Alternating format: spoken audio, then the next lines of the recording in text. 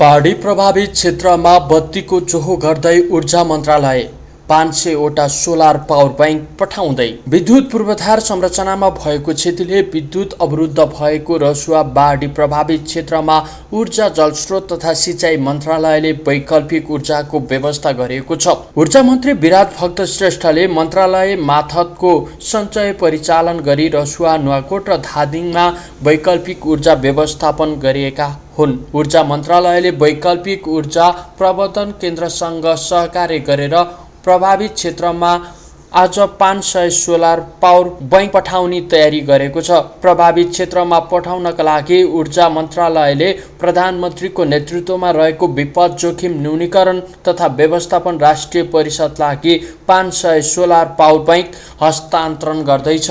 यसबाहेक ऊर्जा मन्त्रालयले सिन्धुपाल्चोकको सबस्टेसन, चौगडा सबस्टेसन सञ्चालनको प्रयास गरिरहेको छ। गजुरीदेखि गल्छीसम्मको क्षेत्रमा धादिङ बेसी सबस्टेसन मार्फत विद्युत आपूर्ति सुचारू गर्ने प्रयास गरिरहेको छ।